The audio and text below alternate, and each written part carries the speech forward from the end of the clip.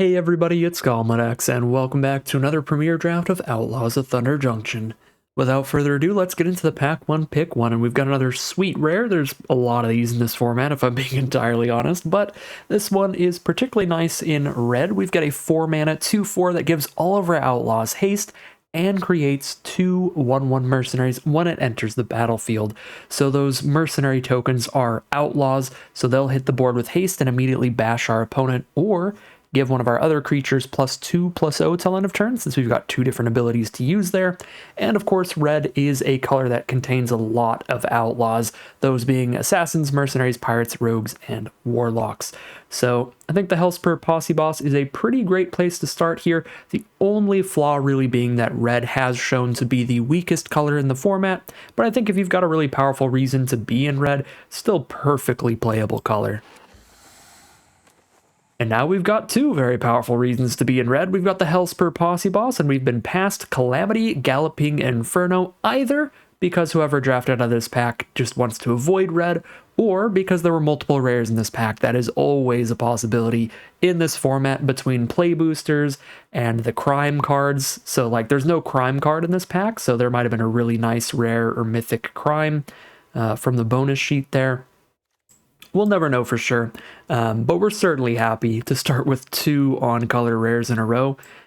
We'll just roll with Calamity, Galloping Inferno. Huge win condition, and it synergizes very nicely with our first pick of Hellspur Posse Boss. If we saddle up the Calamity with the Posse Boss, then we get two copies of that Posse Boss on the board tapped and attacking, which means we get 4 mercenaries off of the edge of the battlefield effect. Pretty sweet stuff. For pick 3, Eartha Joe's pretty interesting with a lot of mercenary tokens. You get to double up those activated abilities, so that could be cool heading into Boros immediately to go with the Posse Boss. But we've got some pretty solid cards out of just pure red here, so we can just stick to one color for now off of Scorching Shot, really efficient removal, 2 mana for 5 damage, or Legion Extruder. Unfortunately, there's not a lot of artifact synergy in the format, so this will mostly just be 2 mana for 2 damage to any target. But if we do get some treasure tokens or something, this can be really, really nice, turning treasure tokens into 3/3s later in the game. So do have to build around it a bit. Scorching Shot, just more consistent. I think I'm just going to keep taking rares here. I'm going to roll with the Legion Extruder, and hopefully we can get a couple treasure-producing cards to make this both a removal spell and a potential like golem engine throughout the game. For pick 4, we've got really excellent removal out of black. We've got Unfortunate Accident, which is a 2-for-1 removal spell. You get to blow something up and get a mercenary, or we've just got Murder, which is just efficient instant speed removal. Alternatively, we can stick to mono red with Resilient Roadrunner. Not the greatest card ever, just a 2 mana 2/2 haste for the most part. But if you get into a board stall position, then you can start shoving a bunch of mana into this to make it unblockable every turn to chip in for those last few points. I really, really like just our pure red start, so I'm just going to keep rolling with it. Roadrunner is definitely a significant drop-off in power level between this and taking the Unfortunate Accident, so I could definitely see that being the better pick, but I'm going to play it real safe for this draft and just be really deep into red with all of these rares. For pick 5, now we might want to head another direction. We could take like a green-red desert in case green ends up being open. We could take a Savage Smash, which is solid removal, especially if you're pretty aggressive. We could also take Outlaw's Fury if we want to take the Coward's route and just try to stay mono red still. This card is fine. There are a lot of outlaws in red, but ideally, don't think I'm taking it this early, like pick 5. Yeah, honestly, it's just like Savage Smash or a Desert. I think I'd rather just take the Desert. I don't think Savage Smash is all that powerful to push into a second color yet, so I'd rather just take some fixing for something stronger that we could open up later. Molten Duplication, what is this? Create a token that's a copy of an artifact or creature you control, except it's an artifact in addition to its other types. It gains haste 12 turns, sack it at the beginning of the next end step. Pretty cool combo kind of card for constructed formats where you can copy something really important. Seems far too weak for draft, though, because you're not consistently copying something that's going to be worth sacking in the end step. Like, sure, with Hellspur, with a really going to enter the battlefield effect like that, it'll be fine, but most of our cards, most of the time, will be a little too narrow. So I'm just going to go for the Mine Raider. This is excellent synergy with our Legion Extruder. This will be our first card to actually make a treasure token for us. We already want to draft a lot of Outlaws to go with the Hellspur Posse Boss, so with enough Outlaws, this is going to be making a treasure token when it hits the board, and that treasure token can turn into a Golem. For pick number 7, pretty inefficient removal with the Trick Shot here. Mediocre card draw with the Highway Robbery. I do think both of these common creatures, the Rope Master and the Sterling Supplier, are pretty nice off color. What is the blue mythic? Whenever another artifact mana value 3 or greater enters the battlefield under your control, create a construct. That is never going to happen. There's like no artifacts in the format. Let's take like the Rope Master, I guess, one of the solid commons. Pick number 8 now. I do like the Gila Courser here. 3 mana 4/2 isn't the greatest, but its saddle ability is quite nice, making sure that it draws you at least one card before it dies. Nice little 2-for-1 that way, and if it gets multiple attacks in, it'll be really good. Yeah, I don't think anyone in this draft pod likes red at all, which is fair enough. It is the weakest color in the format, but again, if you have Calamity and Hellspur Posse Boss, then it's a perfectly playable color, and we'll stick to it with Scalestorm Summoner, which is really good with our Mercenary tokens. We can use a Mercenary to buff this up, make it a 4/3, so even just attacking by itself, it's spitting out those dinosaur tokens. And then once we have one dinosaur, we can use our Mercenaries to make a dinosaur a 4/1, and then attack with a 3/3 and a 4/1 and get that trigger going. Lots of spicy ways to use that. I guess I'll take Oasis Gardener or Tomb Trawler, because it's technically an artifact to go with the Legion Extruder, but probably not gonna end up going that deep on that synergy. All right, pick 11, Eartha Joe. Maybe we do get to be Boros Mercenaries, get a bunch of activated abilities on our creatures. Whenever we activate an ability that targets a creature or player, so it doesn't even have to be an activated ability of a creature. So, let's see. Do we have any other synergies for that yet? I don't think we do. No, just mercenary tokens for now, but that is interesting to keep in mind for the future. I'll probably miss it, but I might notice some other spicy synergy we could pick up. All right, pack 2, pick 1. Pretty lucky that we just moved to white with Eartha Joe, because now we've opened a very powerful white rare. A 2-mana 2/3 flyer is just a good deal. It's a nice aggressive body, but if you top deck this later in the game, you can plot it out and then cast it for free the turn after, so that you have 5 or more untapped lands the turn that you play it, and you make it a 4/5 flying lifelink, which is really nasty. It's going to be super hard to beat when it's that big. This is a 4 rare pack, by the way. We've got Cumball and white black, so we'd have to be 3 color for that. We do have Caustic Bronzo out of black. That seems pretty powerful as well, but we are 1 card deep into white, and it's a card that synergizes well with some of the red that we have already. So I think I'm slightly more leaning on the white card than the black one, but Caustic Bronco, little card draw engine creature, is pretty nice too. And there's a green rare that's just a mana rock that gains you a little bit of life. Cool card, but probably not the pick here. Oh, okay. Well, this format is a bomb-heavy format. There's a Stoic Sphinx and a Roxanne here, both of which are almost unbeatable rares. The Stoic Sphinx is like you cast this and then nothing for the rest of the game. Your opponent's on a 4-turn clock. They have to outrace that or they're dead. This ends games all the time, and so does Roxanne. Just an immediate enter the battlefield effect for excellent value, and if she sticks around, she's going to keep shooting things and giving you more mana rocks. Really busted pack for a really busted set. So we're going to have to speculate towards green now. We might be like 3 color, but here we go. Here's another really good green-red card with Cactus Folk Sure Shot. I do want to keep a decently aggressive curve of creatures, and if we do go Gruul instead of Boros, we only have 1 2-mana creature right now, so we could lean towards the Stubborn Burrow Fiend instead of the Cactus Folk Sure Shot, just because of the mana value. Burrow Fiend's pretty dang good. Like, when you saddle it, even if you don't attack with it, you get that mill going to buff it up throughout the game. equal to the number of creatures in grave. I think these are both really nice, though. And the green-red decks are about power 4 or greater. You know what? I think I'll take the sure shot still. Pick 4. All right, now green is drying up a little bit. So we've got 2 green cards and 2 white cards currently.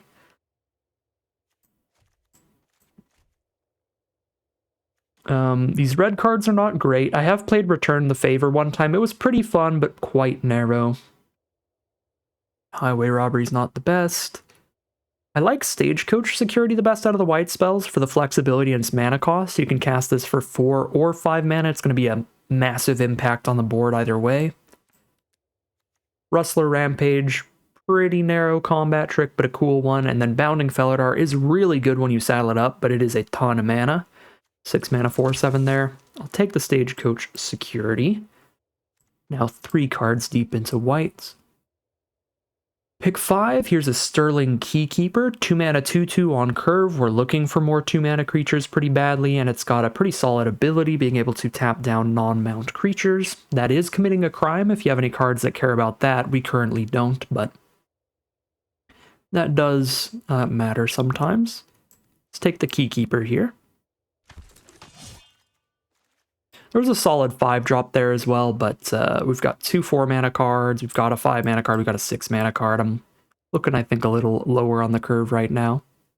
Irascible Wolverine is fine. Exile the top card of your library, and you can play it till end of turn when you have the Wolverine enter the battlefield. So usually you want to plot this so you can cast it next turn with all of your mana untapped. But it is decent. The Bighorn's decent as well. Get a little army in a can, but I'll go for the Wolverine for the card draw. And we are not getting past a lot of greens, so I feel like it's going to be red, white, splash green in the end. Just for Roxanne. I don't think I want to go for like a double splash or anything. So now we have a Vengeful Townsfolk for a 3-mana creature on curve, or Stagecoach Security for another solid top end. Actually don't hate the Reckless Lackey at 1 mana. It also gives us another cheap outlaw if that ends up mattering. Yeah, I kind of like Reckless Lackey. Like getting a playable 1-drop in here and curving out super well. It also gives us another treasure token to help with the Roxanne splash, and it's definitely going to be worth trying to cast Roxanne consistently. Okay, I don't know what this card does, but it's got a lot of text, so it's got to be good, right? Untap all creatures you control, get another combat step. Your whole board gets +1/+0 first strike. Choose an opponent. Whenever a creature control deals combat damage to that player this turn, create a tapped treasure. Okay, so it could be random fixing to help cast Roxanne. It could give us a second combat step to just kill our opponent, or it could give our whole board +1/+0 first strike to win combat pretty big, or pretty badly. That's pretty cool. These are all pretty filler cards now, right? I'll take the Wanted Griffin, I guess. Another mercenary producer. Pick 10, we got a Quilled Charger for a beefy Saddler, or a Magebane Lizard for 2 mana 1/4 that doesn't do much else. It's the dirtily sturdy body there. Take the Charger off that one. And I guess now we'll take a Highway Robbery for some card draw. I'll go ahead and take that Bounding Felidar at the very top of the curve. Some mediocre removal with the Trick Shot. It's just pretty expensive at 5 mana. And last but not least, let's head into pack number 3, where we can juice this deck up, hopefully. So pack 3, pick 1. There is a Buried in the Garden, which is excellent if green and white are your core colors, because then it's easy to cast removal that fixes you for your splash, but red and white are our core colors, so we would have to already have our splash color of mana to cast this, in which case the mana fixing and mana ramp is less helpful. Still a really good card, still might be the best pick, but I'm actually just going to go with the Prickly Pear, I think. Just really like our mercenary synergies between the Eartha Joe and the Hellspur Posse Boss kind of cards. This also works really well with the Calamity, because it's got a good enter the battlefield effect. I think Prickly Pear, it's a lot of great synergy for this deck.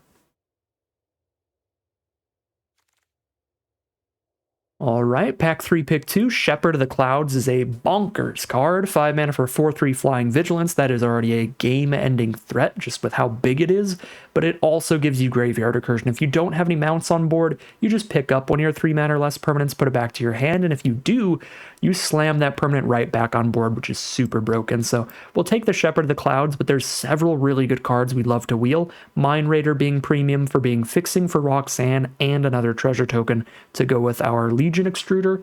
But the Creosote Heath is also quite nice, giving us just more dual lands towards Roxanne. That would also be pretty awesome. So let's take the Shepherd, though.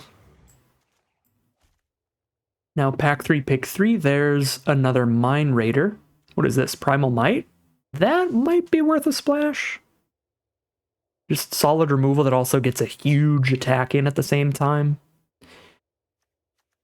It might be, but what's our outlaw count at right now? We have 3 mercenaries, we've got a warlock, we've got a pirate, we've got 2 rogues. We actually have a lot of outlaws, so I feel like Hellspur Brute's going to be a really cheap trampler, like 3 mana most of the time. This could be super beefy. I like going for that, maybe wheeling the Mind Raider.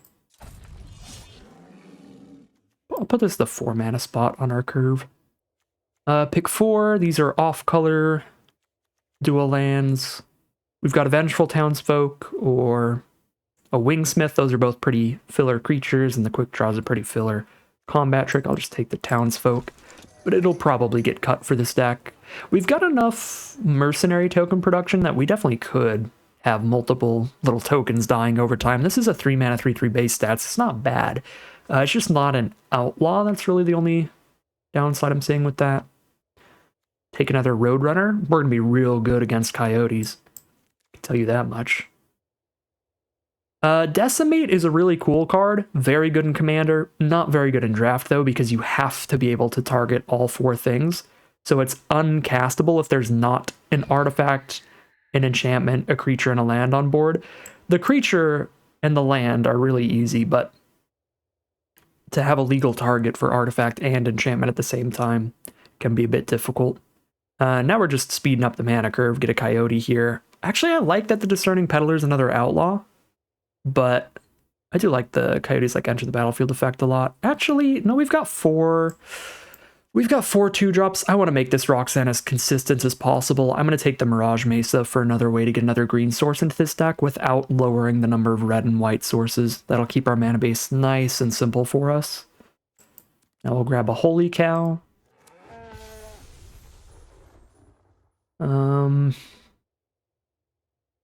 Highway Robbery, a Vengeful Townsfolk. I could rare draft a Dust Bowl because it's a cool card, but it's not going to make the cut. I also don't think Conduit Pylons is going to make the cut. Having to spend an extra mana to get any colored mana is rough. Having to filter mana through it.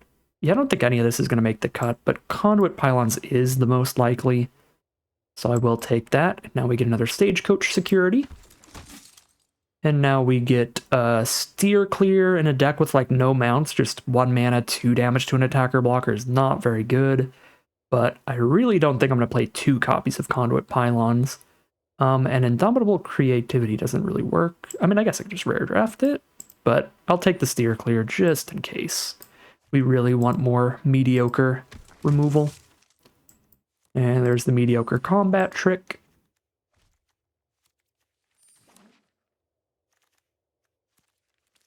All right, let's build this bad boy, shall we?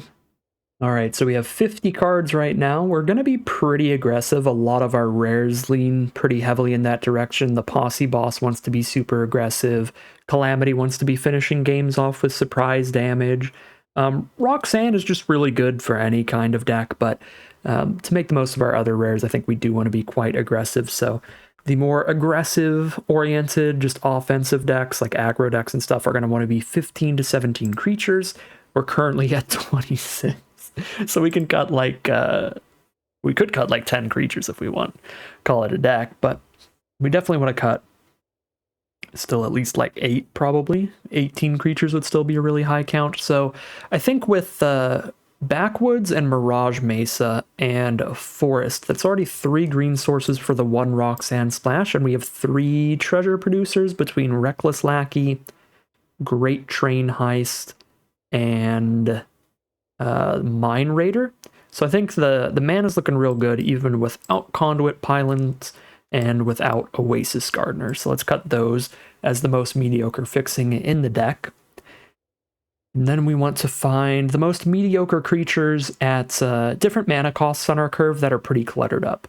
And as you can see, we've got 5 4-mana cards, 5 5-mana cards, and the security is like a 4 or 5 drop, but both of those mana costs are pretty contested, so that we definitely don't want 3 copies of. Still be perfectly fine with 1, maybe even 2 of them, but I'm going to put them over on the chopping block here. And again, with all these 4, 5s, and 6s, that's a lot of top end. So I think we are probably going to cut Bounding Felidar, considering Calamity is just a stronger finisher. At 6 mana, we don't want too much stuff that high up. Now, the Hellspur Brute is actually kind of cheaper than a 5-drop, so I'll put it here in the gigantic stack of 3-mana cards, so we probably want to cut some of those.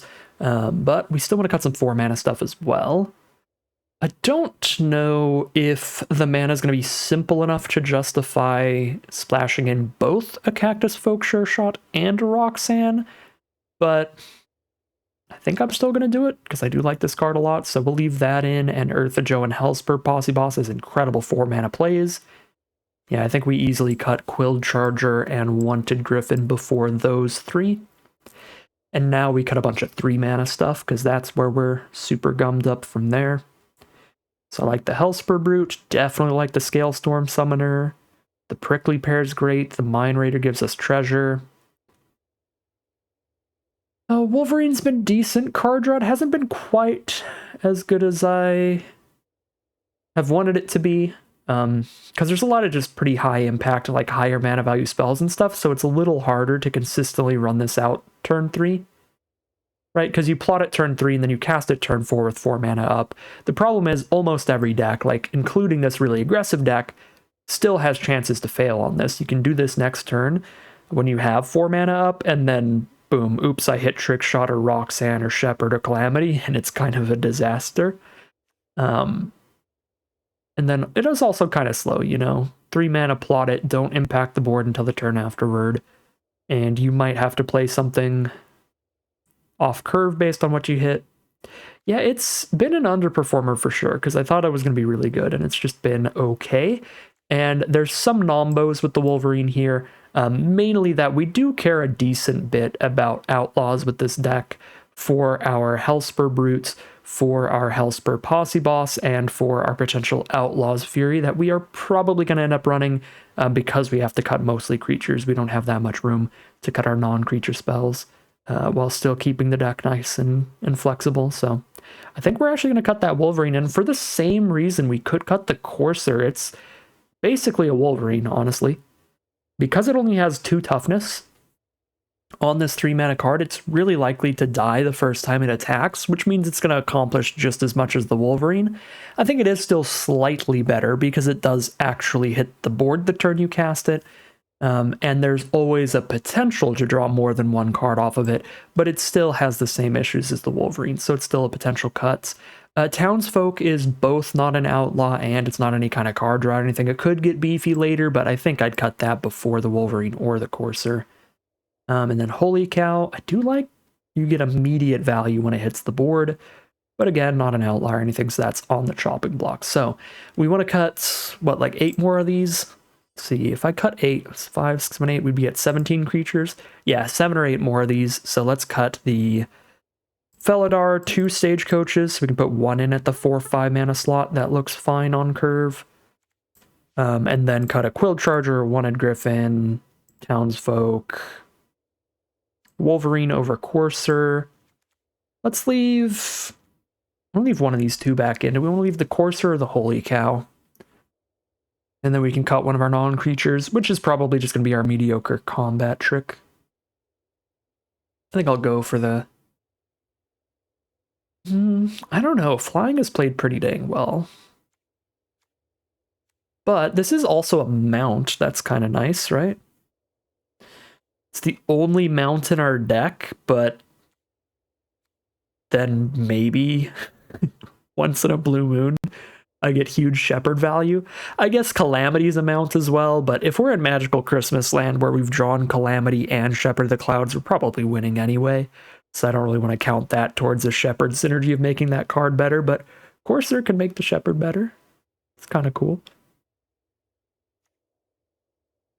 Yeah, I think Holy Cow's like better in a vacuum, but Courser might be more fun in this deck. I'll run the Courser here over the Cow. And then final cut, let's just get rid of the Quick Draw. Very mediocre trick. And I think we're cool here. I could definitely see cutting the Legion Extruder, the Highway Robbie, or something like that, but at this point, we're a 17 creature deck. So we would be cutting them for like 18th, 19th, 20th creatures. It's probably a little better to have the flexibility, have some ways to clear a path, even if they're somewhat mediocre, like Steer Clear and Legion Extruder. The Extruder just being mediocre because we only got like 3 ways to make a treasure. I think the Legion Extruder is definitely one of these cards that shows off that the big score was very much not designed to be drafted alongside Outlaws of Thunder Junction. It was its own separate set, just like March of the Machine Aftermath, so you will get some cards with synergies that are very hard to find enough cards to work with. Legion Extruder, I think, is one of the most playable artifact synergy cards out of the big score, because you can get some treasure production in this set. And even then, it doesn't look particularly good in our deck. There's some of these cards that are total misses, like the blue spell that we saw. That was like whenever you cast an artifact that costs more than 3 mana, you do something. It's like there are a very, very few amount of actually good artifacts in this format that cost 3 or more mana, because there's just not that many artifacts in the first place, so a little awkward, but we'll play around with it here, see how it does. This is basically 3 mana minimum, I would say. Yeah, I don't think we ever want to cast this for double red just to get treasures, but casting it for 3 is reasonable for the whole first strike to your whole board. If one of your creatures gets blocked, just spend 3 mana and clear out their blocker without losing a card as a worst case scenario. And then best case scenario, ideally we want to spend like 4 or more mana on this, I think. But yeah, that's pretty nice. All right, I think this is about where the mana curve actually lines up. All right, one last thing though, I don't want double forest in here. We're 18 red, 6 white, so let's go... Right now, 8 white sources, or sorry, 8 red sources and 6 white sources. I have no double white cards. I guess I'll go real high on red then. We'll go 9, 9, 6, 2 with 1 of each with Mirage Mesa, or 1 of any, I should say. Yeah, there's the mana base, and now we will call it a deck there. All right, here's a look at the final deck list for today. We're on a little Boros aggro deck here with a green splash towards Roxanne, one of the strongest rares in the format. For the core of the deck, though, we're just curving out some aggressive creatures, a lot of hasty ones with the lackeys and the double roadrunners, and then just a big chunk at 3 mana to get some power toughness on board pretty quickly, especially with like Hellspur Brute coming down early with the number of outlaws that we have. But once we get to like 4 and more mana, that's where we show off really why we are so heavily in red. We've got a bunch of strong, aggressive finishers. We have cards like Hellspur Posse Boss making a wide board state, giving all of our outlaws haste. We've got Calamity, Galloping Inferno, hitting the board with haste, getting a huge swing in out of nowhere. We've got the Great Train Heist to untap all our creatures and get another combat step, or do a bunch of other flexible stuff to try to finish the game.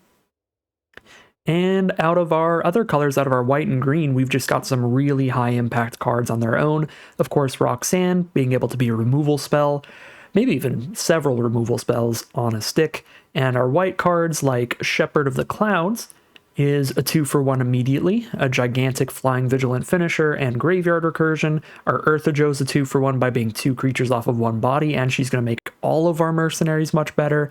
And the Sterling Keykeeper, wrong one, the Dust Animus is the last rare I want to talk about here, which is just really big if we top deck it late game. Or, I mean, we could just plot it on turn 2 and wait till turn 5 to cast it, and it's still just really, really nasty. A 4/5 flying lifelink for only 2 mana is super, super gross. So pretty nice, aggressive stuff here. Pretty balmy stuff as well. Looks like a very solid deck, but we'll see how it plays out as we head into the gameplay. Here we are for game 1 on the draw with a slower hand here. We're not starting out till turn 3, but we have very, very powerful cards. So I'm going to keep this one.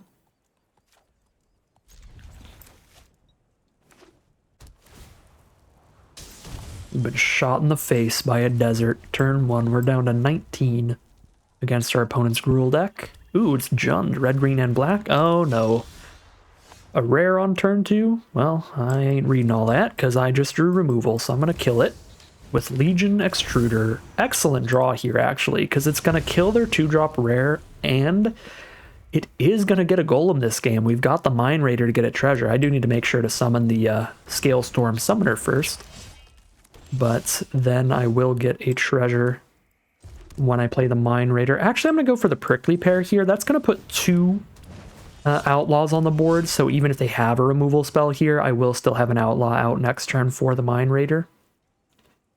I'd rather go for the wider board state than just a single Summoner, because this card has a scary enough attack trigger that I could play this and then you could just immediately kill it, and I've got nothing left on board. Snap trade. But yeah, they're not going to blow removal on a 1/1 mercenary token, so we'll be able to keep an Outlaw off that. Oh no. I do not have a mount in this hand, do I? No. So I can't steer clear for Ford this thing, and even if I could, they can just dump their hand here. All right, yeah, we're going to get beaten down by a real big flyer real quickly. So what is the best play? Probably try to get to Shepherd the Cosmos, block plus steer clear it, so I might have to use the treasure token just to cast the Shepherd earlier. And then we hope the Shepherd picks up the Mine Raider from our grave, something like that. Yeah.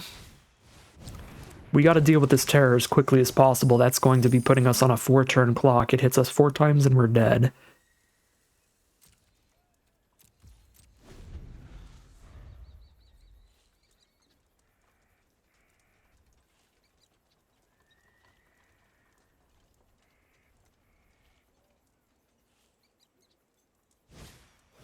Raven of Fell Omens. Buff the terror. And there goes a quarter of our life total. Down to 14. It's a bristling backwards for a tapped land here. So I can't Shepherd and steer clear. I could cast the Shepherd, and that's it. Well, so the Mercenary is going to hit us for 1 damage, whether I block it or not, because they can just buff one of the flyers, so I might as well just not hold up a blocker here, because I'm not stopping any damage. Hit as hard as we can. Have a shot at outracing, but I do think we need to drop the Shepherd of the Clouds. Hope they don't kill it, and it at least stops the Raven from attacking this turn.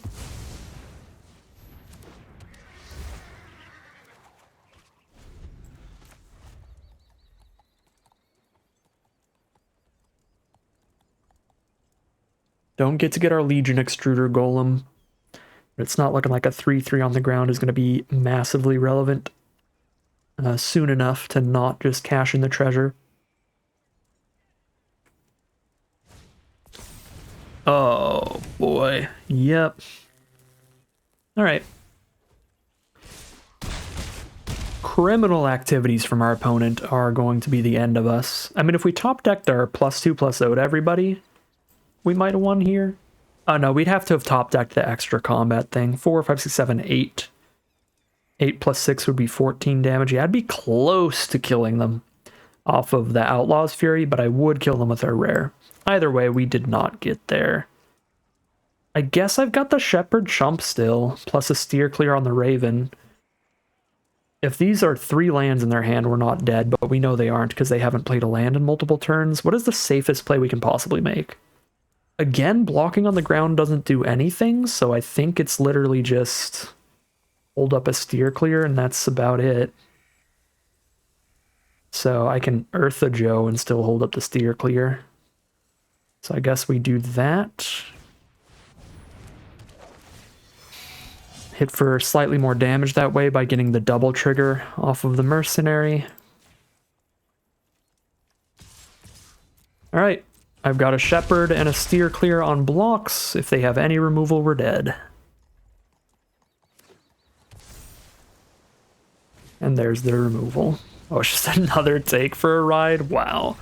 Actually criminal activities from our opponent. I'm about to report them to the police real quick, but I'll see you again in game 2. Alright, here we are on the play this time for game 2. This is a nice hand if we draw into some mana, but it can be pretty much any mana in the deck and we'll be happy. I don't need to play this Sure Shot at the top end. We just go Roadrunner to Keykeeper into Eartha Joe, and I'm cool with that. Get in there, Roadrunner. Playing against a green deck, they did mill a Patient Naturalist. Probably one of these green 4 or 5 color splashy decks if they're starting with double Conduit Pylons. Go, Roadrunner, go! Down to 16, here's the Sterling Keykeeper. We can tap some non-mounts. There's the green source for Outcaster Greenblade. Incredible card. I think it is the highest win rate uncommon. Just, even if it didn't get +1/+1 at all, it would be a really good card. Perfectly mana fixing you, especially when all of the non-basic dual lands in the format are deserts, at least all of those at common. So it's incredible mana fixing. It's a 2-for-1 right off the bat, no matter what.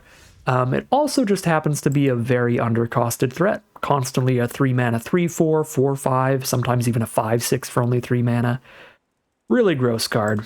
Super hard to beat. Well, we have to set up the Mine Raider here since we haven't hit any lands. We need to get a treasure token instead to work our way up to the Trick Shot to get this Greenblade out of the way.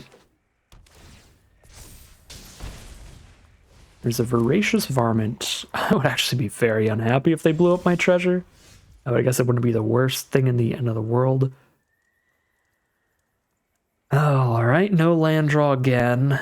I could drop like the Posse Boss, but we still don't attack through a 4/5 by casting that. Sure Shot again doesn't attack through a 4/5. Eartha Joe does eventually, because Eartha's going to double up our mercenary triggers.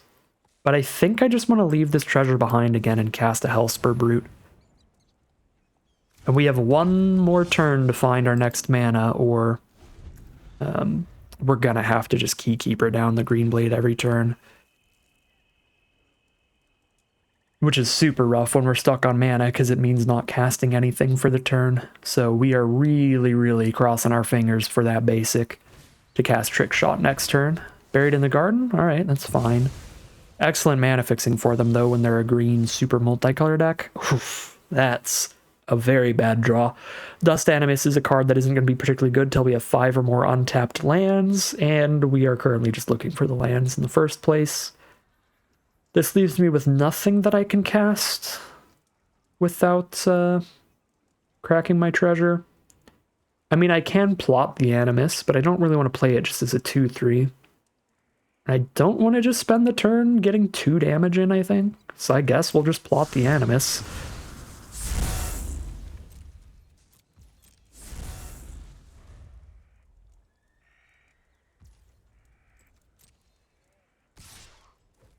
Ooh, that I'm happy with. I might be able to attack them now. Although they've got a million mana on taps, this probably just means a bigger blocker than Greenblade is coming, but if I hit the land, I can Trick Shot that one. That is not a bigger blocker than Greenblade, it is a comparable blocker.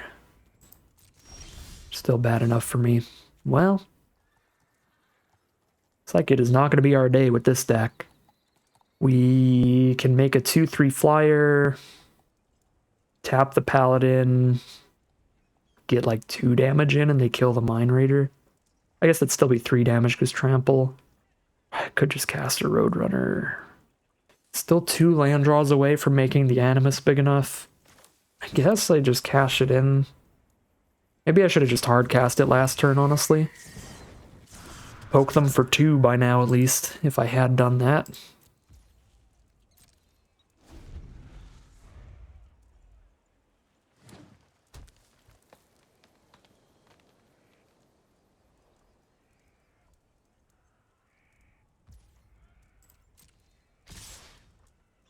Uh-oh. Here comes the world's best combat trick.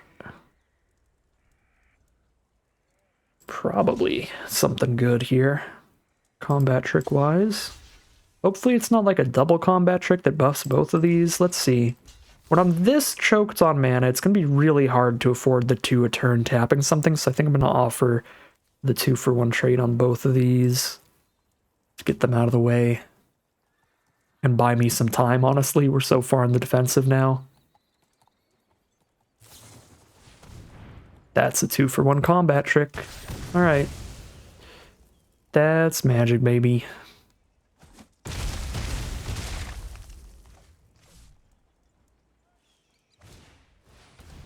Yeah, and a 6/6/2. And there's the fashionably late mountain. 13 life now. I can kill 1 creature with the trick shot, or I can just make a bunch of chump blockers. Chump block with my whole board, don't change the state of things at all. Yeah, there's not a way to turn this game around from here. On to game 3. Here we are for game 3 on the play. This is a fine hand. We definitely don't want the Outlaws Fury in the opener, and we would really like to have a 1 or 2 drop in the opener, but we do have a really good turn 5 play. And a solid 3 drop as well. It's a fine start. It's the Oasis Gardener. Hey, Roxanne is going to improve the start a lot. So let's Mine Raider. And I think I saddle up, so that if I hit a land on top, I play it. If I hit any non-land, it's just going to be exiled, but I think it's fine to just mill 1 here. Worst case scenario. We already have the strongest, 2 of the strongest cards in our deck in our hand, so I won't be that sad if we like mill Calamity or something. Yeah, mill Eartha Joe, sure.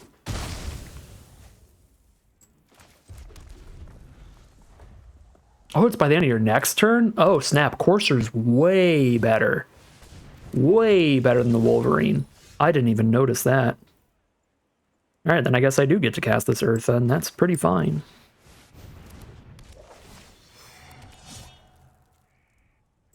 I would have been slightly sad to do that if I hit my land drop this turn, because I would have really wanted to just play Roxanne. But missed the land drop anyway, so here's Eartha. And here's green doing as it does in the format, just having way bigger creatures at common than every other color. Well,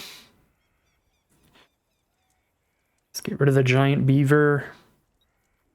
You could lose Eartha for the giant beaver, or I can lose a Mine Raider and a token. This is a triggered ability, not an activated ability, so Eartha's not going to double Roxanne.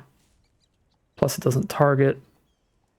Yeah, the only thing Eartha's doubling right now is mercenary abilities, so I think I'm actually cool just trading Eartha into the giant beaver, leaving more creatures on my board.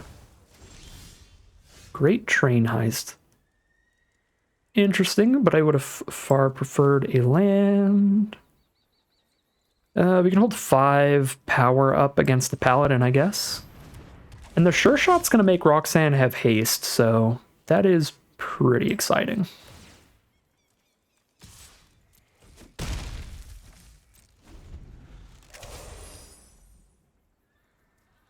Yeah, not the worst play at all. If we miss the land drop, just setting up the Roxanne to have haste next turn is pretty wild.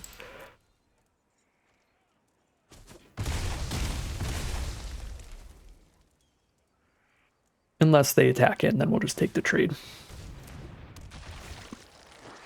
Alright, there's the Rictus Robber. 4/3 and a 2/2. I could kill all of that with Trick Shot. Or I can just drop a Roxanne and only kill the 2/2.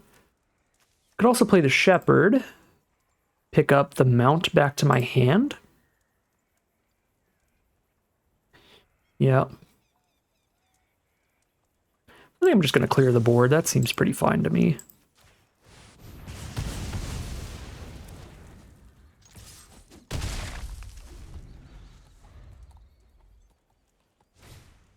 Hollow Marauder. That card is insanely good. If I discard Outlaw's Fury, they draw a card. Like, we discard a card and they draw a card. So gross. I think I still have to. I still think it's the worst card in my hand, and Roxanne can single-handedly kill the Marauder just by getting cast, so we make up for some of that lost card advantage.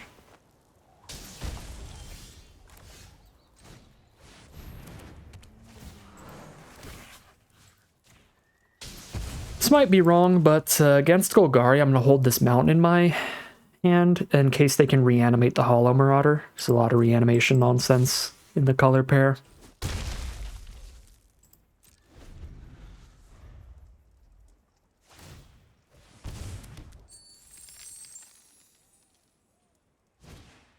Cactarantula. Ooh, that is not removal for Roxanne. Let's go, baby. Is it time for the world's most busted Great Train Heist? I feel like it is. Untap all creatures you control, get an additional combat phase. That's a red and 4, 5, 6 to do everything I want. We have that mana available. Let's do it. It's instant speed. Block Roxanne, please, and thank you. Thank you. So, I mean, I could just do the whole thing. Might as well get some treasures out of the deal. Target opponent for what? Choose an opponent whenever you deal damage. Get a treasure? Yeah. Alright. Boom. Is this lethal? Wait, this is lethal. Because the meteor? Wait. Okay, well. Alright. I mean, we cast busted rares and we won. We take those, I think.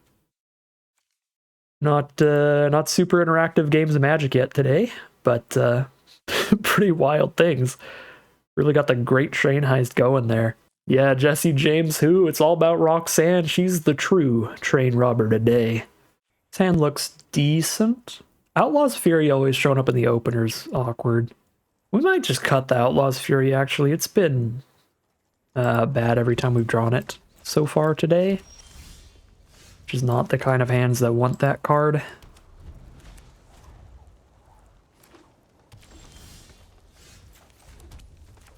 Start with the Keykeeper, because I'm just going to plot the Animus and not play it for several turns anyway, so might as well plot it later when we don't actually have something to cast that turn. Speaking of, now we have something to cast this turn.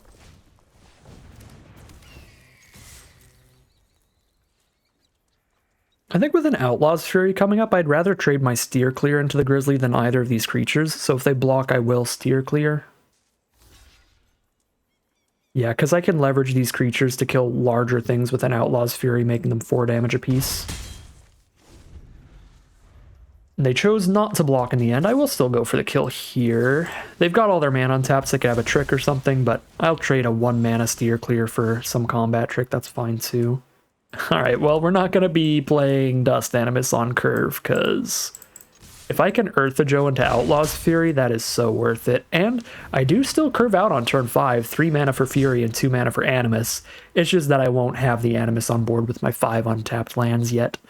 Not till turn 6, but I think that's worth it. This is a great board state for Outlaw's Fury. It didn't look good in the opening hand, but top decking the Earthajo for multiple creatures made it a lot better. I mean, yeah, we do have the Earthajo and the rare version of that card, right? The one that makes 2 Outlaws, so I guess when you think, oh my god, I was gonna say, I guess when you think about it that way, maybe it is not worth cutting Fury. It just has been awkward, but it would still be excellent in the future. Alright, they're down to 6. Basically, if they don't board wipe, they're dead to the Fury. Roxanne, very good card, but not enough. Trying to betray us here? I see how it is. This is some tragic Red Dead Redemption nonsense. Your betrayal was ill-fated. You've just made me more furious. And so you've died. We are now 2-2. We've balanced things out after the disappointing beginning of the 0-2 start, so if we can get one more game, then we have managed to at least turn this into a 50-50 run. So, see how it ends up as we head into Game 5. Here we are for Game 5. I really don't like this opening hand. We don't have the white source for the Shepherd. I mean, I could do it off of a treasure. I mean, I guess it's kind of easy for this hand to flood out, though, starting with 4 lands immediately. But yeah, like, I can crack this and then play the Shepherd turn 4. That's kind of cute. But we're on the draw. We can make up for going down a card here. Try to find something that has better early game than just a single spell. And then wait till 5 mana. I'm going to take the mulligan. Oh, no. That's unfortunate. Mull to 5 is real bad in draft, and mulling below 5 is basically not an option at all. But I think this hand has to mulligan here. 6 drop, 5 drop, 4 drop, 4 drop. No red source for the 2 and 3 drop. We have to draw perfectly from here. Mulligan to 5 is where we are forced to on that one. This has to be the keep no matter what. Luckily, it is actually a decent 5-card hand, which doesn't happen too often. So we'll take that. We take the small victories on this one.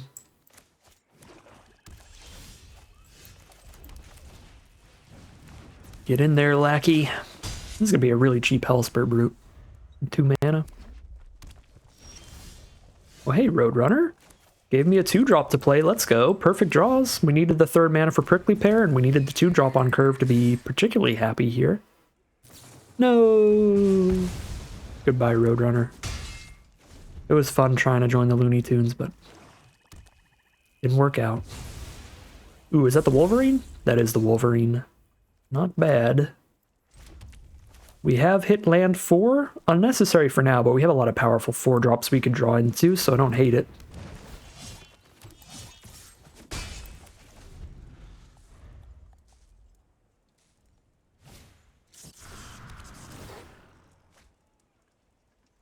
Find a Raven to play this turn. Alright, that's not the best blockers, so I'm pretty happy if that's all they can run out. If they've got a 2-mana piece of removal alongside it, that'll be pretty rough. They have like the -2/-2 thing or something. Let's see. We've got a 3/2 and a 1/2. We can send in Prickly Pear and a bigger Lackey, and then we can Brute post-combat. Seems good to me. Brooding post-combat in case they try to kill Lackey with some kind of combat trick here. If the Lackey's in any position where it's going to die anyway, that is when it is ideal to sacrifice it and draw your card. Green source for Roxanne, and here's the Brutes.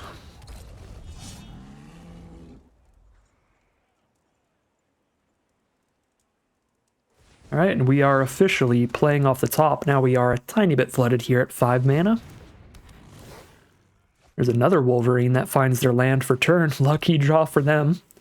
Almost any non-land wouldn't have been castable off of the hard cast Wolverine. And unfortunately we find land 6, which is very unnecessary for now. There's only 1 6-drop in the deck, but I guess if we draw that, then it is nice to have.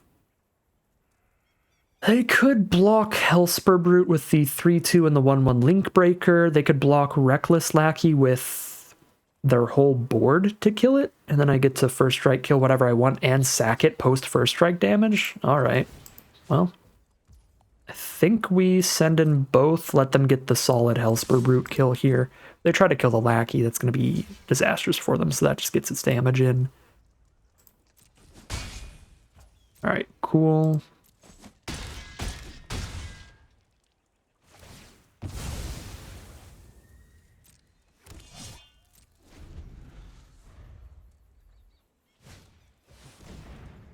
Ooh, that's the good Grixis rare.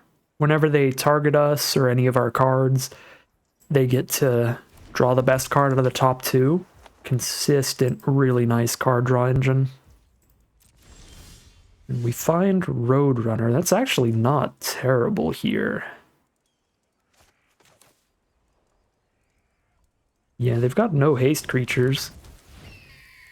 And now the Lackey can't get in anyway, so just poke for 3 a turn as long as we can. As soon as they hit removal, they're gonna go from being 2 cards ahead from our mulligans to being 3 cards ahead. Oh no, and the Intimidation campaign too draws them a card every time they cast it, and really importantly here, gains them a life. But they can put it back to their hand every time they commit a crime. So just like 1 removal spell top deck completely crushes us here. they will draw another 2 cards and gain another life. Gain another 2 life, actually. 1 from Raven, 1 from Intimidation Campaign. Yeah, we really need them to not find removal at all. Okay, Earth is a nice draw. Well, yeah. It's rough to not have the mana up to Roadrunner in the same turn, but I think it's worth it because the double mercenary triggers are going to be so big. Which, speaking of, means that we get to attack with Lackey instead, but all it's going to do is get rid of one of their mercenaries rather than damaging them. Yeah. But now Roadrunner gets to attack for like 6 damage. Yeah, Roadrunner kills them in 2 swings. And cross them fingers here.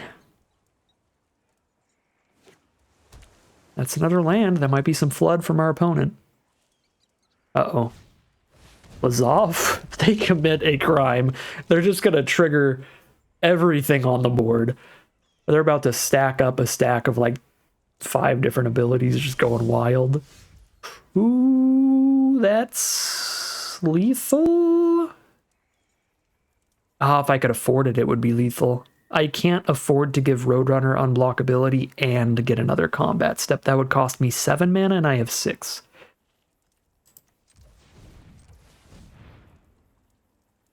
If I had 1 more mana, that would do it. This is 3, right? Yeah, that's 3 mana. All right. So I guess I cracked the Lackey during their end step to guarantee that lethal if they don't find removal for Roadrunner. But they're already dead if they don't find removal for Roadrunner. So we're already all in on this.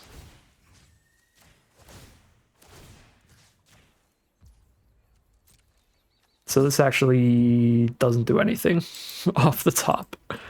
All right. They have 1 draw step. Do they find a crime? It doesn't even have to be removal. If it's any crime, then they win. So even if it's like a combat trick, they could cast their own combat trick on one of our spells. Oh, what a lucky ending. Okay. Our opponent just couldn't figure out how to commit a crime there.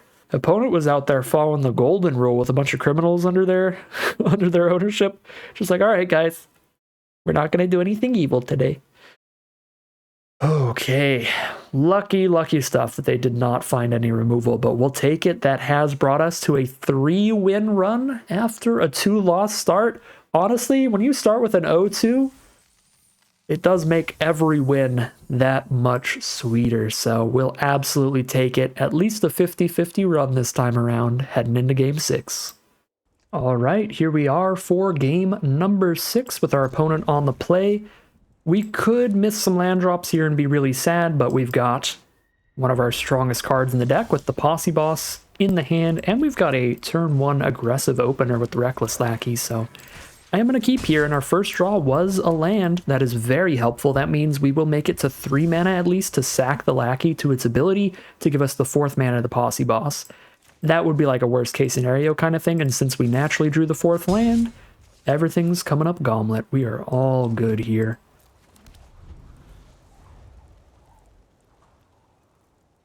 Looks like the mirror match, another Boros deck. Although they don't think it's the mirror because we started with a green Mesa. It's basically the mirror. We have like 2 green cards in here. No, it's not. I lied. I've lied to you all, and I apologize. They're actually red, white, and blue. Team America over there. I have no 3-drop. And Steer clears only 2 damage, so I have no attacks. Alright, well. This is going to be a 1-mana Hellspur Root.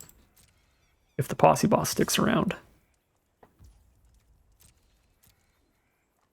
If they don't cast anything this turn, this turns into a flyer, which is going to be an issue. That is how we lost our first game. We just couldn't deal with the flyers. I mean, we could.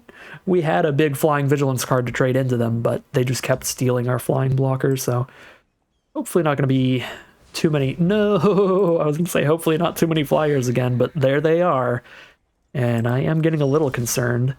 Well, there's the Legion Extruder. That kills the Wanted Griffin. It gives them a mercenary back, but it will clear that out. I'm going to hold off for now. I'm going to just run out the Posse Boss. It's going to get extra damage in this turn and give us excellent blocks on the ground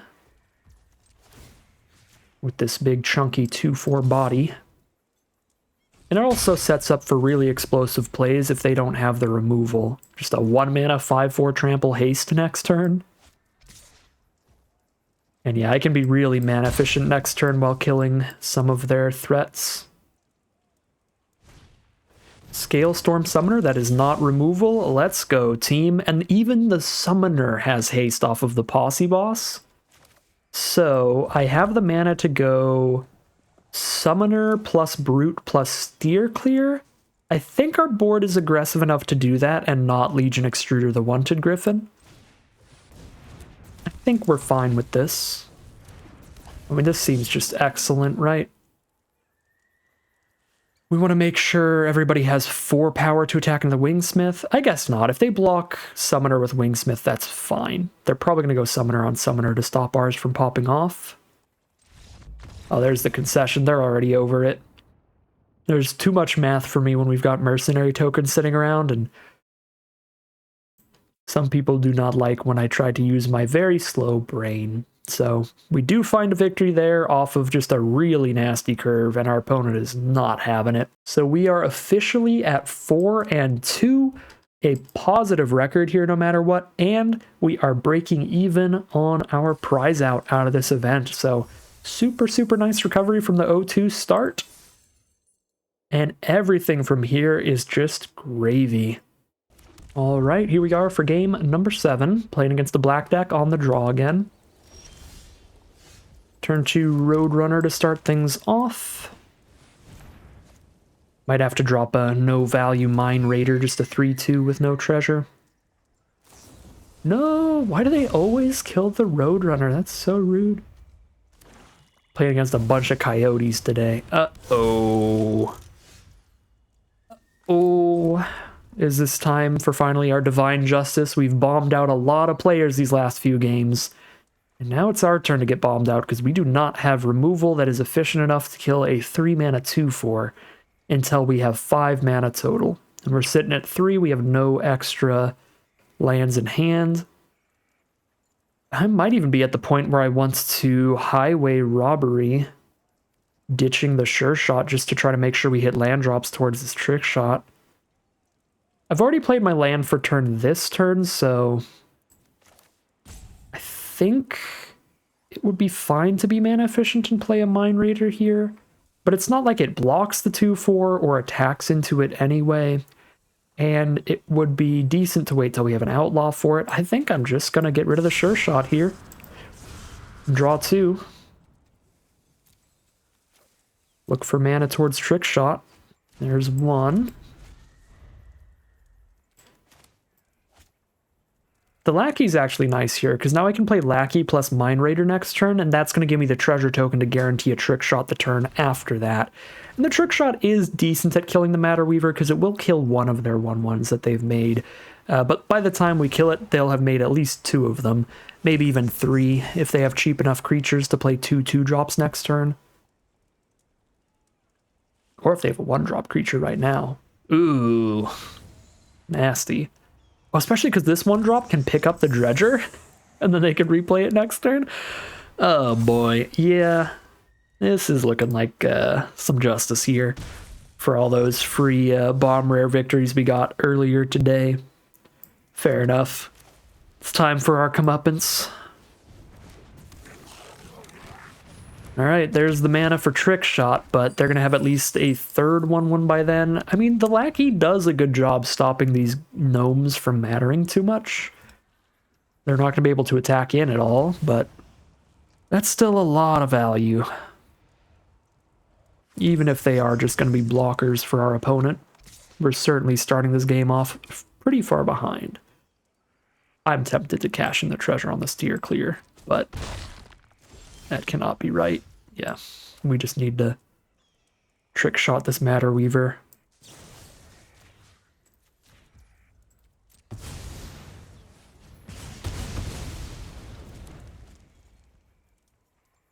All right.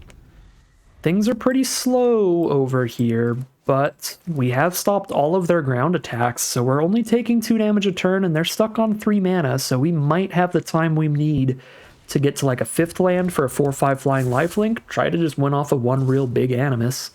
They are black-white, so they probably have a lot of removal. Don't know how long the Animus will stick around, but we'll see. Alright, I could plot the Animus so that if I do top deck a basic next turn, it's immediately out. Yeah, they already aren't attacking on the ground, even if I don't play the Prickly Pear. That's probably worth it to get this out earlier. Although plotting it does also reveal it to our opponents. They know to hold on to their removal for dear life to kill this gigantic thing. But again, I don't think they were going to use removal on any of these. Or the Prickly Pear anyway, so if they have the removal, they have the removal.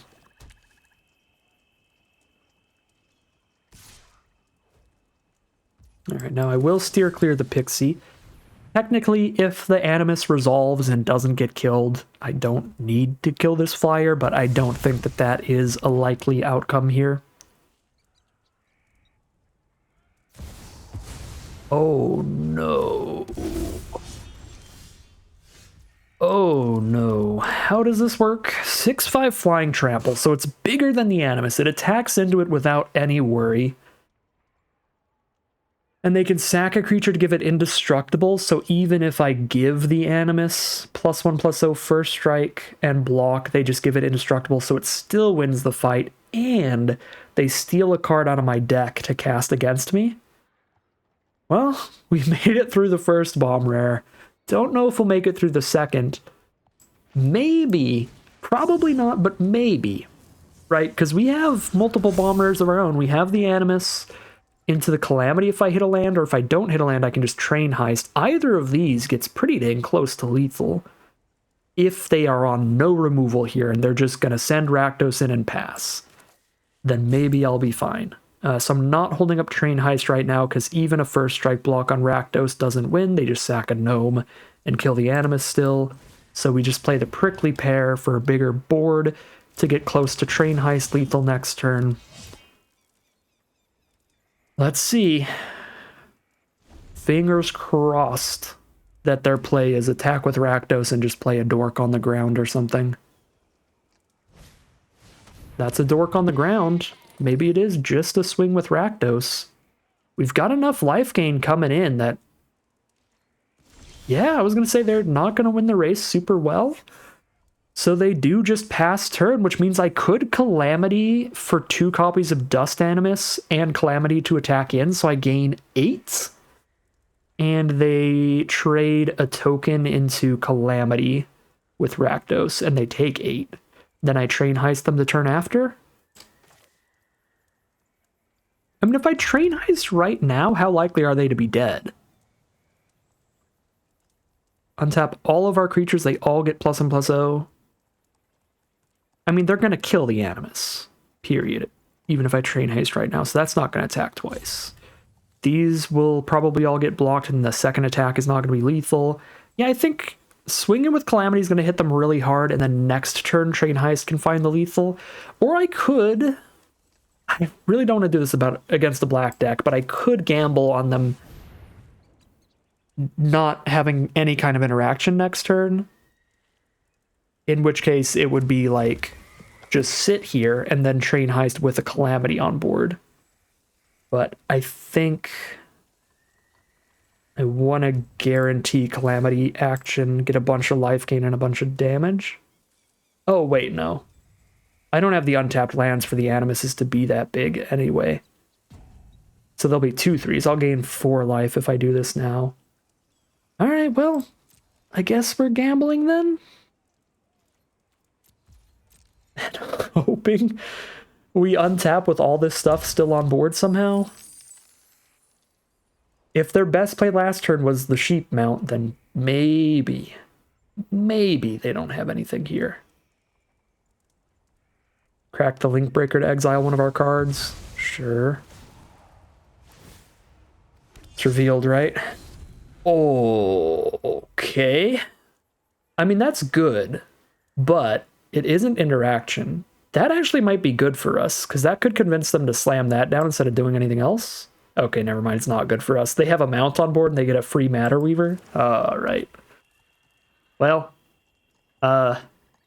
I'm just going to train heist. I'm going to do the Calamity train heist thing. They're going to tap out for Shepherd. It's going to be a very good turn from them, but Calamity train heist with multiple Dust Animuses attacking, and I will have all the untapped lands to make them huge, is probably still good enough to kill them. But that play was also really good for them. So maybe not. But let's see. I've got 6 mana. This is 1, 2, 3, 4, 5. It's 6 for everything but the treasures. So we just, don't get the treasures, and that's fine. So the play is make sure that we have the untapped lands first. So we saddle the Animus, then attack, then we Great Train Heist.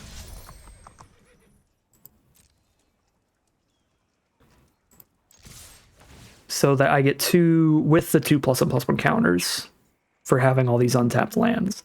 Then they block with everybody, then I full Great Train Heist. I just don't get any treasures, but I untap everybody and I attack again.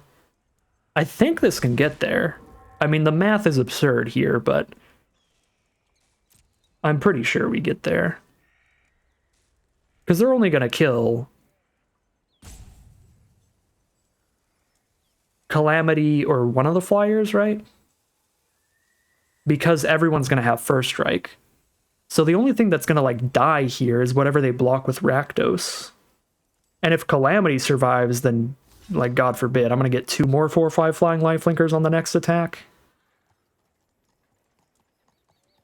Plus the first one's untapped, the original Dust Animus. Yeah, I don't see how they survive here unless they know exactly what I'm about to cast.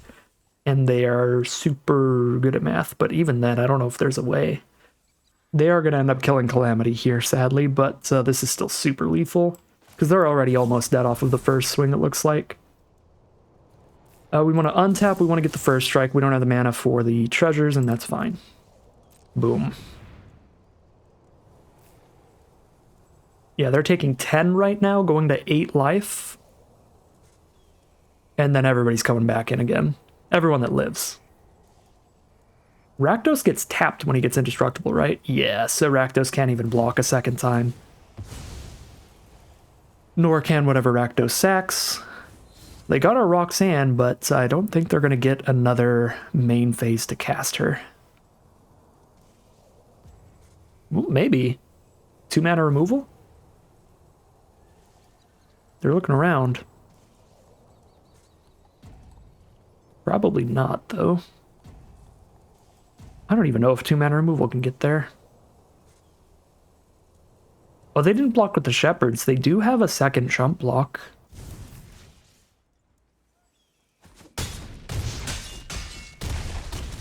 Alright, no, this does not look survivable at all.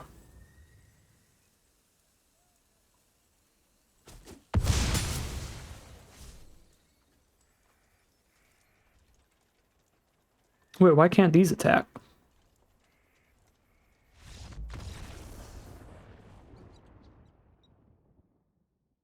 Wait, that's weird. What is this?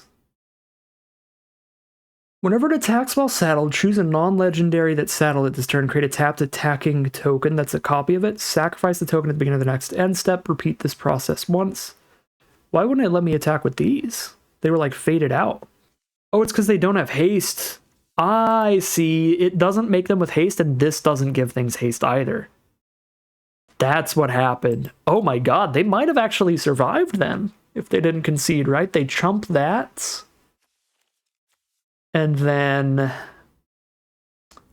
chump, we trample for 3. They would have went to 1 life, but they would have survived. And then I'd have very little board state left. I think they actually would have survived there, but I would never realize that these couldn't attack again. So, I mean, fair enough. Yeah, if it weren't for Arena telling me that, I would have... If this was a paper game of Magic, I would have cheated. Because I would not have realized that they don't get a second attack in, because Calamity doesn't give them haste, it just puts them into play currently attacking. So they don't need haste if they hit the board currently attacking. Alright. Whew. Really close game of Magic there, because in the end, technically, I think we might have lost with a Roxanne on their next turn. Yeah, I don't know if we could find that last 1 point of damage. I mean, we could We probably wouldn't die immediately, so if we top deck to like a desert, that would still be an out, something like that. But yeah, our additional 4/5s are going to get sacked at the end step, so our board would be pretty small from there. I don't know. But our win streak continues. That is 5 wins in a row now.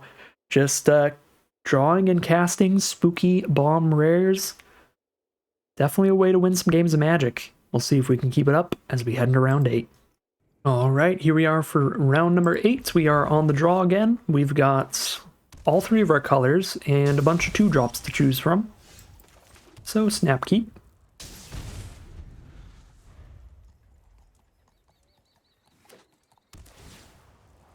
That is 4 color from our opponent right off the bat. Red, green, white, black.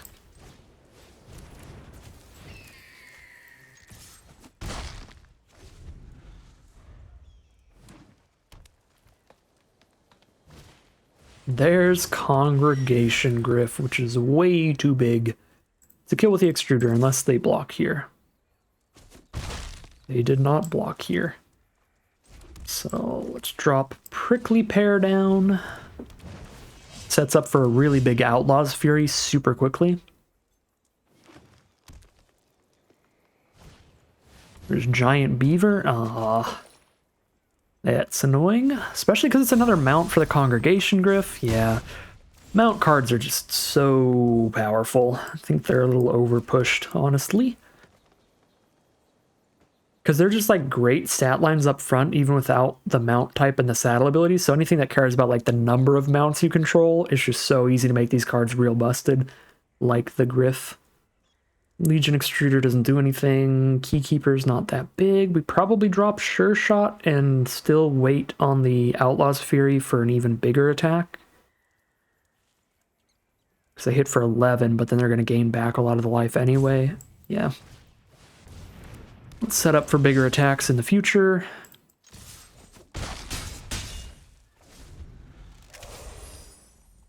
That lifelink is going to be real hard to race. There's a Prickly Pear to gum up the board for chump blockers for them. Ooh, that also saddles very well. I think we take the trade with Giant Beaver if they offer it, just to lower that Congregation Gryff's power toughness in the future. They got Snakeskin Veil here too. Gross. What an efficient curve there.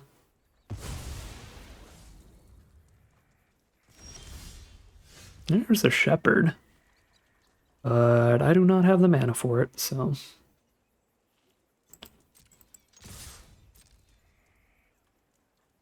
Send in the team.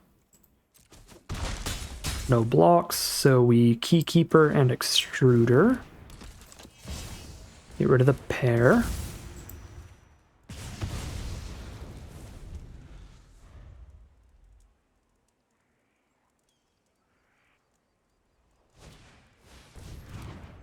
Lord have mercy, there's a second Congregation Gryff.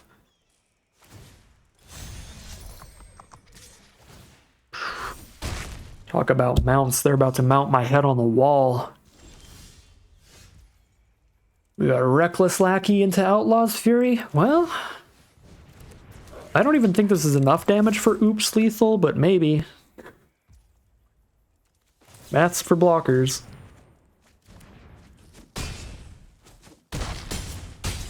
Oh my god, we just Oops Lethaled them? Magic the Gathering is a game of skill. And skill alone. And we are 6-2. Clearly the best drafter of all time. With the 6-win streak. After the 2 losses. We take those. Firmly in the money now. 1,800 gems and 5 packs as we head into the final battle. Here we are on the play for the final boss. The one thing I don't like about this hand, no untapped source for the turn 1 Lackey, but it is still quite a nice hand.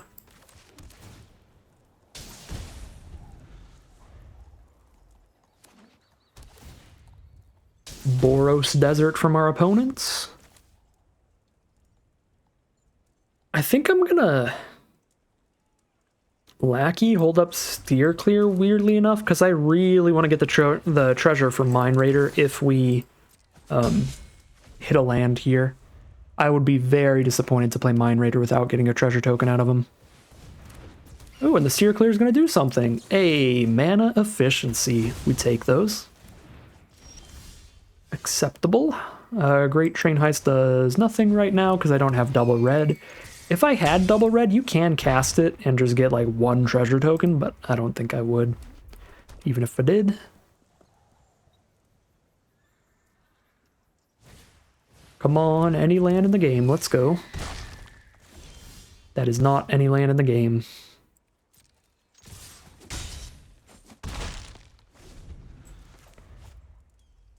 God, with these draws, though, if we did hit our lands on curve, we would be in an insane position. But instead, we shall get mythiced out, still on the opening 2 lands. Well, that's not good. I can't cast anything here, and I can't activate any abilities.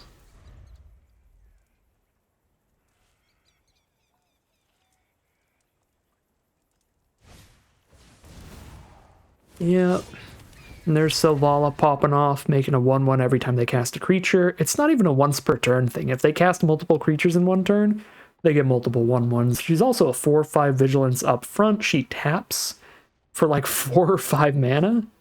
Let's see, 1, 2, 3 mana. If they use the mercenary, oh, they can't use the mercenary right now. So she already taps for 3 mana minimum. Yeah, this is... we're looking pretty dead here. I think if we hit like every single land drop and curved perfectly, we might be able to outrace Selvala, but we're really, really far from doing that because we missed multiple. Yeah, especially still missing here. All right, well, now we finally get the actual full-on justice for the massive lucky win streak here. A little bit of unluckiness in the end. But that's fair enough, again, after getting so lucky earlier. Kept a 2-lander, drew 0 lands, when a single land drop would have made the hand bonkers, because the Mine Raider treasure would then get us the Posse Boss. And having the Mine Raider on board would have made the Brute castable off of just 3 mana. Yeah. If we could turn these 3 into 3 lands, we would have been in a sick position. But even just putting a single one of them, or turning a single one of them into a land, we would have actually fought instead of getting completely crushed. But here we are. I'm sure our opponents were in very similar positions in a lot of those victories. This is the most damage we can stop, right? And we're still mega dead. Yeah, because that's got trample, so... that is dead, no matter how we block. Oh, don't still hat all these us. I'm already dead on board. Yeah, fair enough. It was like 14, 15 damage here now. Yup. And it could also be them just really making sure they didn't mess up the math. I do that a lot. If I'm already attacking for lethal, I'm like, I'm just going to throw extra damage just in case. Well...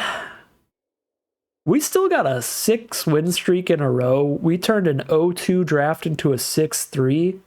So close to a trophy, which is usually a massive bummer, but when we get to 6-3 after starting off 0-2, I'm still really happy here. It was a fun deck. It was a bunch of powerful stuff. It was solid. We snuck in random lethal out of Outlaws Fury. I don't know why, that just happens every time I play that card. It ends up being really awkward in some of our hands early, like it was in the first 2 games, our first 2 losses, but it really pays off in the end with just random lethals. Happy to see Outlaws Fury actually work out in the end. Are there any massive over and underperformers? Biggest underperformer goes to Legion Extruder. We had one game where we could have technically made a golem off of it, but chose to cash in the treasure to get our flying blocker out earlier. So, biggest underperformer because we never did get a treasure token alongside it, but we only have like 3 treasure tokens in this deck, so there's not much you can do about that. Biggest overperformer, anything that I thought worked a lot better than I thought it was going to. Honestly, I liked all of our cards already quite a bit, but I would actually say the Courser, because I did misread the card. This is way better than the Werewolf. Because the werewolf is like you can play the card till the end of your turn. Until the end of your next turn is so much more flexible, as you saw the one time that we actually got to use this card, because we did exile a card that was way too expensive for us to cast during that turn. But then it stayed in exile. It was just waiting. It's like, all right, you can cast me next turn. It's all good. And so we absolutely did. We got to play our 4-drop off of the Courser, so definitely biggest overperformer. Very glad I kept that one in the deck. But overall, sweet stuff. 6 and 3, we absolutely take those. Excellent value out of the draft. We're going to be leaving with 1,800 gems and 5 packs of Outlaws of Thunder Junction. But that is going to end today's video. As always, I'd like to thank my patrons and YouTube members for their support, as well as you for watching the video. If you enjoyed this video and are interested in seeing more, you can always like, comment, and subscribe to tell the YouTube algorithm to send you some more new recommended feed. If you'd like to catch me live, you can check out the Twitch channel in the link in the description below. And if you'd like to support the channel directly, you can check out the Patreon link in the description below. But other than that, as always, thank you very much for watching, and I'll see you again soon for some more Magic Arena.